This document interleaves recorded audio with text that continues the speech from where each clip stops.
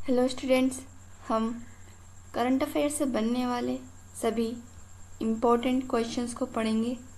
चलिए शुरू करते हैं।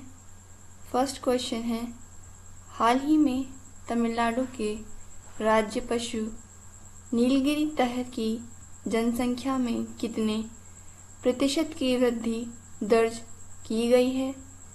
इसके ऑप्शन है ए 15%, बी 10%, सी 21% या डी 25%। इसका ऑप्शन नंबर सी सही है, 21%। पिछले वर्ष की तुलना में नीलगिरी तहर, जो कि तमिलनाडु का राज्य पशु है, इसमें जो है 21% की वृद्धि दर्ज की गई है। वहीं यह वृद्धि जो है वर्ष 2025 में दर्ज की गई है। वहीं 2024 में नीलगिरी तहर की जनसंख्या मात्र 2383 थी। वहीं 2025 में यह संख्या बढ़कर 2655 हो चुकी है। हाल ही में यह जानकारी तमिलनाडु के केरल के समन्वित सर्वेक्षण से मिली है। नेक्स्ट क्वेश्चन है, हाल ही में भारत ने औद्योगिक सहयोग के लिए किस देश के साथ प्रोटोकॉल पर हस्ताक्षर किए हैं? इसके ऑप्शन से ए चीन, बी रूस, सी ऑस्ट्रेलिया या डी फ्रांस। इसका ऑप्शन नंबर बी सही है, फ्रांस। हाल ही में भारत ने फ्रांस के साथ मिलकर एक बहुत बड़े औद्योगिक सहयोग पर हस्ताक्षर किए हैं। भारत और रूस के बीच हुए इस प्रोटोकॉल पर हस्ताक्षर करने का उद्देश्य है कि इन दोनों देशों के बीच द्विपक्षीय सहयोग को मजबूत किया जा सके। यह प्रोटोकॉल पर जो है, इसमें अन्य मुख्य क्षेत्रों को बढ़ावा देने के लिए हस्ताक्षर किए गए हैं, जैसे एल्यूमीनियम उर्वरक, रेलवे और खनन प्रौद्योगिकी, एरोस्पेस और प्रौद्योगिकी व दुर्लभ पृथ्वी और महत्वपूर्ण खनिजों का निष्कर्षण। इन सभी मुख्य क्षेत्रों पर जो है द्विपक्षीय सहयोग को मजबूत करने के लिए भारत और रूस के मध्य यह प्रोटोकॉल पर हस्ताक्षर किए गए हैं। दोनों देशों ने आपसी संबंधों को मजबूत करने और रणनीतिक साझेदारी को गहरा बनाने की कोशिश की है। नेक्स्ट क्वेश्चन है, हाल ही में बसोहली उत्सव 2025 कहाँ आयोजित किया जाएगा? इसके ऑप्शन से ए लद्दाख, बी सिक्किम, सी जम्मू कश्मीर या डी उत्तराखंड। इसका ऑप्शन नंबर सी सही है, जम्मू कश्मीर। हाल ही में बसोहली उत्सव जो है यह जम्मू कश्मीर में मनाया जाएगा। हाल ही में बसोहली उत्सव 2025 के टीजर और ब्रोशर का अनावरण किया गया है और यह अनावरण जो है उपराज्यपाल मनोज सिन्हा ने किया है। हाल ही में यह बसोहली उत्सव जो है, इसका आयोजन 28 सितंबर से 2 अक्टूबर तक किया जाएगा।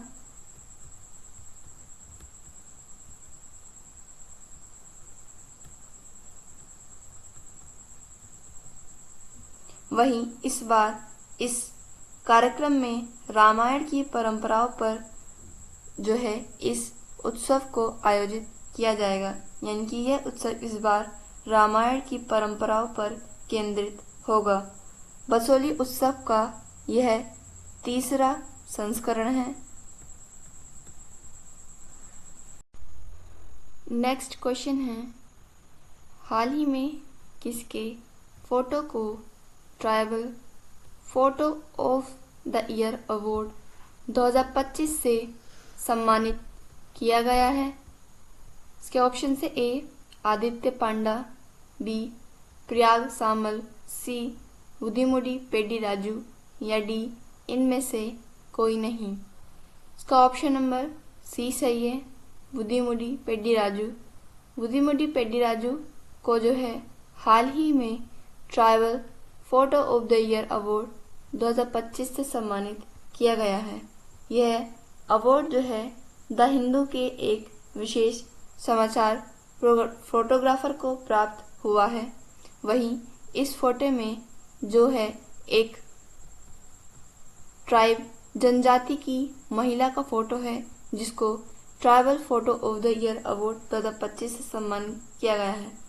यह पुरस्कार मोदी पेड्डीराजू की आदिवासी समुदायों के जीवन और संस्कृति को अपनी फोटोग्राफी के माध्यम से उजागर करने की प्रतिभा और उनके काम के महत्व को दर्शाता है। नेक्स्ट क्वेश्चन है, हाल ही में किसे देश में सबसे अधिक अंगदान का पुरस्कार मिला है? इसके ऑप्शन से ए तेलंगाना, बी राजस्थान, सी मध्य प्रदेश या डी केरल। इसका ऑप्शन नंबर ए सही है, तेलंगाना। हाल ही में तेलंगाना को जो है राष्ट्रीय अंगदान दिवस पर देश का राष्ट्रीय पुरस्कार प्रदान किया गया है। यह पुरस्कार जो है जेपी नड्डा, जो कि हमारे केंद्रीय स्वास्थ्य मंत्री हैं, इन्होंने प्रदान किया है।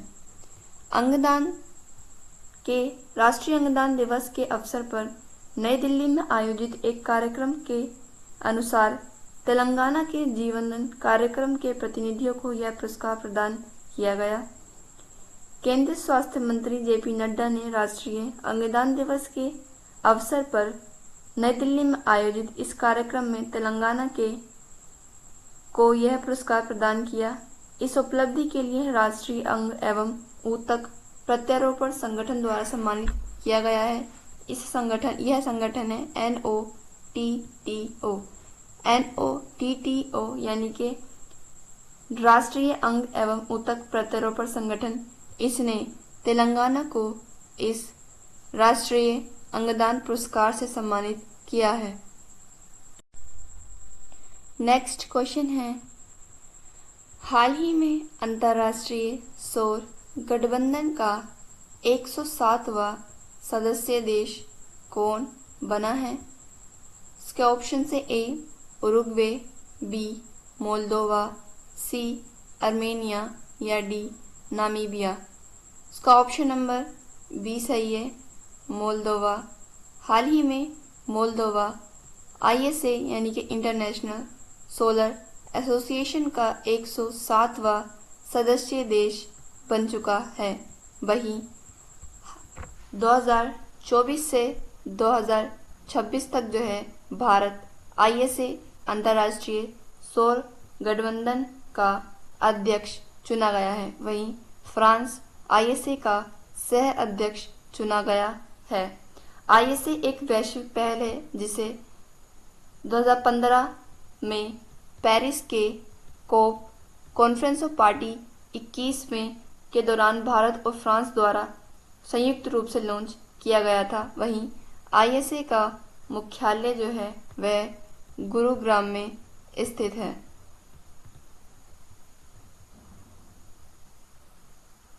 जो बहुपक्षवाद और कार्बन तटस्थ भविष्य के प्रति भारत की प्रतिबद्धता को दर्शाता है।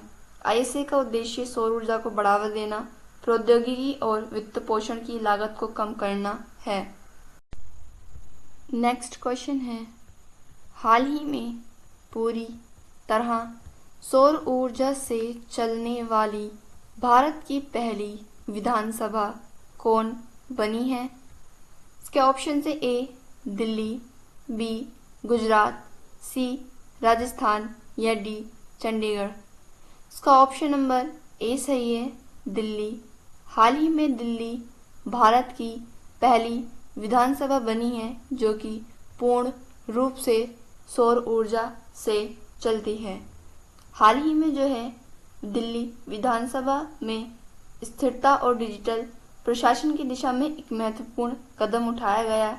यह एक 500 kilowatt rooftop solar power plant के चालू होने के बाद हुआ है और इस पावर प्लांट का उद्घाटन कानून और राज्य मंत्री अर्जुन राम मेघवाल जी ने किया था। इसके बाद से जो है दिल्ली विधानसभा भारत की पहली विधानसभा बनी है जो कि सौर ऊर्जा पर निर्भर है। वहीं इस संयंत्र को उद्घाटित करने का उद्देश्य था कि विधानसभा की वार्षिक करोड़ों की बिजली के बिल को खत्म करना और लगभग 1.75 करोड़ रुपए की सालाना बचत भी करना। यह प्रणाली न केवल विधानसभा की ऊर्जा जरूरतों को पूरा करेगी बल्कि अधिशेष बिजली भी पैदा करेगी जिसे नेट मीटरिंग के माध्यम से बिजली ग्रिड में स्थानांतरण किया जा सकता है। नेक्स्ट क्वेश्चन है, हाल ही में इजराइल ने किसके साथ रिकॉर्ड 35 अरब डॉलर के प्राकृतिक गैस निर्यात समझौते पर हस्ताक्षर किए हैं? इसके ऑप्शन थे ए रूस, बी अमेरिका, सी मिस्र या डी यूके। इसका ऑप्शन नंबर सी सही है, मिस्र। हाल ही में इजराइल ने मिस्र के साथ एक समझौते पर हस्ताक्षर किए हैं और इस समझौते के तहत इजराइल और मिस्र के बीच लगभग 35 अरब डॉलर की प्राकृतिक गैस के निर्यात के लिए समझौते पर हस्ताक्षर किए गए हैं। इस समझौते के तहत इजराइल सन 2040 तक मिस्र को लगभग 130 बिलियन क्यूबिक मीटर प्राकृतिक गैस की आपूर्ति करेगा। यह इजराइल के लेवियाथन गैस क्षेत्र से ली जाएगी। यह समझौता मिस्र के लिए सबसे महत्वपूर्ण दीर्घकालिक ऊर्जा आपूर्ति समझौते हैं क्योंकि वह देश बढ़ती घरेलू ऊर्जा मांग को पूरा करना चाहता है। नेक्स्ट क्वेश्चन है, हाल ही में सांकेतिक भाषा विशेषज्ञ को पैनल में शामिल करने वाला पहला राज्य कौन बना है? इसके ऑप्शन से ए पंजाब, बी केरल, सी कर्नाटक या डी तमिलनाडु। इसका ऑप्शन नंबर ए सही है, पंजाब। हाल ही में पंजाब पहला राज्य बना है जो कि अपने सांकेतिक भाषा विशेषज्ञ को पैनल में शामिल किया है। यह हाल ही में इसकी घोषणा जो है पंजाब की सामाजिक सुरक्षा, महिला एवं बाल विकास मंत्री डॉक्टर बलजीत कौर ने की है। डॉक्टर बलजीत कौर वर्तमान में पंजाब की सामाजिक सुरक्षा, महिला एवं बाल विकास मंत्री हैं। पंजाब द्वारा उठाए गए इस कदम को उद्देश्य है कि यह पहल सभी के लिए सुलभ और संवेदनशील न्याय सुनिश्चित करने के लिए की गई है और विशेषकर यह योजना सुनने और बोलने में असक्षम बच्चों के लिए शुरू की गई है। पैनल में सांकेतिक भाषा के दुभाषीय अनुवादक और विशेष शिक्षक भी शामिल किए गए हैं। लास्ट क्वेश्चन है, हाल ही में किसे क्षमता निर्माण आयोग का पूर्णकालिक अध्यक्ष नियुक्त किया गया है? इसके ऑप्शन से A Utpal Kumar, B Ajay Srivastava, C S Radha Chauhan या डी पी.वी. बालाजी। इसका ऑप्शन नंबर सी सही है, एस राधा चौहान। एस राधा चौहान जो कि 1988 IAS बैच की सेवानिवृत्त रह चुकी हैं। इन्हें हाल ही में जो है क्षमता निर्माण आयोग CBC का पूर्णकालिक अध्यक्ष चुना गया है। एस राधा चौहान जो है ये है पूर्व क्षमता निर्माण आयोग अध्यक्ष आदिल जैनुल भाई के स्थान पर नियुक्त की गई हैं। आदिल जैनुल भाई 2021 से क्षमता निर्माण आयोग के अध्यक्ष के रूप में कार्यरत थे। स्टूडेंट्स, ये क्लास हम यहीं ख़त्म करते हैं। नेक्स्ट क्लास में हम करंट अफेयर से बनने वाले और भी क्वेश्चंस को पढ़ेंगे। Thank you and thanks for watching.